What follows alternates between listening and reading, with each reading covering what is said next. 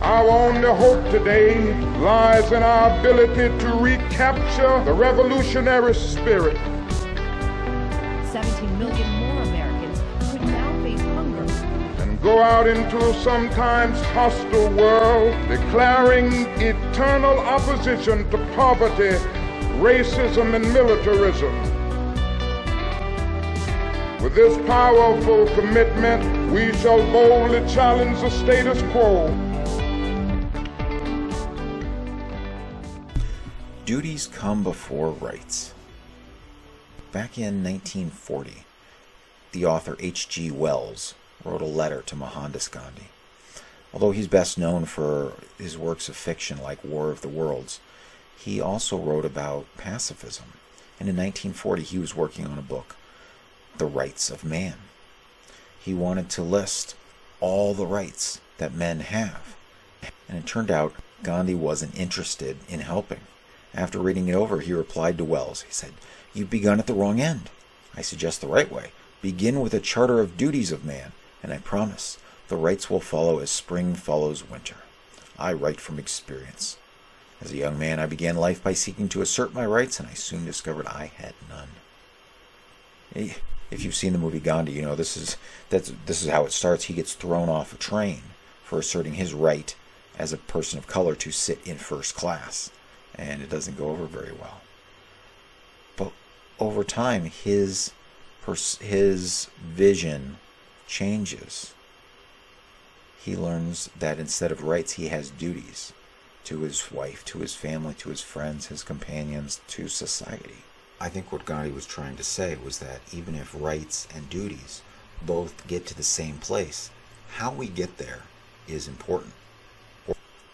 So when I first came across Gandhi's concept of duties coming before rights, I was a little skeptical because we live in America. Constitutional rights are just part of the lexicon. But as I gave it more thought, I realized that the Founding Fathers did the same thing in the Constitution. You know, we talk about constitutional rights as if the Bill of Rights were synonymous with the Constitution, and it's not. One came as a series of amendments after the fact. You know what the actual Constitution says about rights? It says that Congress is supposed to protect the rights of inventors and authors so that they get the profits from their inventions.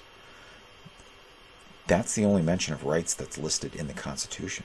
The Constitution is a framework for government, and it starts off with a list of duties. All Americans have these 5 duties, both individually and collectively. And they're in the Preamble to the Constitution. Maybe you remember learning this back in grade school. We the people of the United States, in order to form a more perfect union, establish justice, ensure domestic tranquility, provide for the common defense, promote the general welfare, and secure the blessings of liberty for ourselves and our posterity, do ordain and establish this Constitution of the United States of America. That's what the Constitution starts with. These are our 5 duties. The Phoenix Congress is writing a blueprint for a better America. And if you're an American who is willing to accept these 5 duties, we want to represent you. Join the American Union and take on these 5 duties. Now, what does that mean exactly? Let's go through them real quick. Establish justice. If you look around today, you can see that we are generally failing to establish justice. We're failing to do that. The blueprint for a better America will end mass incarceration, will end the war on drugs, will end mandatory minimums, will reunite husbands and wives, fathers, mothers, sons, daughters, will reunite families by ending mass incarceration. The second duty is to ensure domestic tranquility. And our elected leaders are generally failing us in this duty. If we accept as our duty to ensure domestic tranquility, what happens every election year is the Republicans and Democrats try and polarize Americans, try and make us hate the other party, try and demonize the other party and say, you've got to elect us or else they're going to do horrible things. That is not ensuring domestic tranquility. We can do better. The Phoenix Congress will work with Republicans and Democrats to enact the blueprint for a better America. And our third duty is to provide for the common defense. And America has exceeded its mandate. We have 800 foreign military bases on this planet. And that's a lot more defense than the Founding Fathers had in mind. They were so concerned about standing armies that it's in the Constitution that you can't authorize money for more than 2 years at a time for the Army. Every Congress has to do it. The fourth duty in the preamble is to promote the general welfare. Now, welfare has sort of a different connotation today than it did for the Founding Fathers. What does welfare actually mean? Today it's kind of synonymous with government handout. Think of corporate welfare. But to the Founding Fathers, let's look in the dictionary and see what they thought it meant. Welfare, a state of being or doing well, a condition of health, happiness and comfort, well-being, prosperity. So, health, happiness, well-being, prosperity. We have a constitutional duty to promote these things. And the easiest, simplest way to do that is through universal basic income, an economic floor that no one can fall beneath. You know, last year there were over 38 million Americans who were living below the poverty line.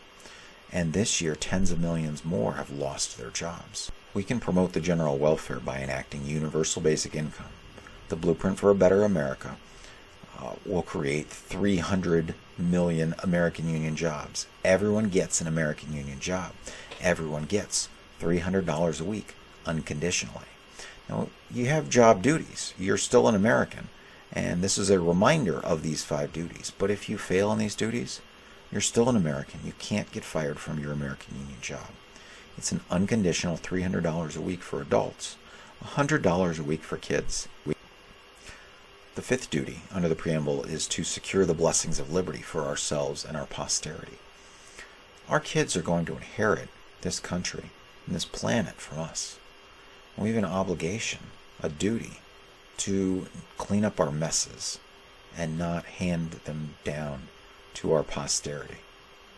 How do we secure the blessings of liberty? We go out and vote. This year, we are going to elect the President of the United States, arguably the most powerful office on this planet. We are going to elect a Congress that is going to put legislation on the desk of that president. We have a duty to make good choices. To secure the blessings of liberty for ourselves and our posterity, we're going to go out and vote for Republicans and Democrats who will enact this blueprint for a better America. When we take on these duties, we'll form a more perfect union. And like Gandhi said, rights will follow, like spring follows winter. Our Founding Fathers knew it. Duty comes first. Are you ready to be on the right side of history? Are you ready to end poverty, end mass incarceration, and end the endless wars? Are you an American? Join the American Union. The Phoenix Congress wants to represent you.